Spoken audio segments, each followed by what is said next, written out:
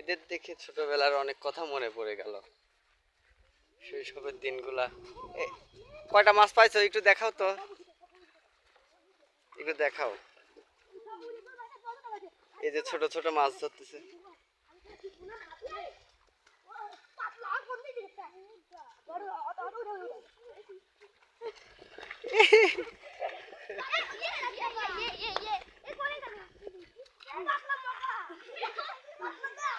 দেখুন, শৈশবটা সবারই এমন ছিল, আমরাও একটা সময় শৈশবে এমন করেছি।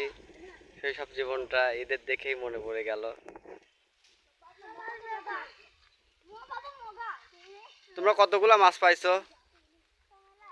মেলা মাছ পাইছো?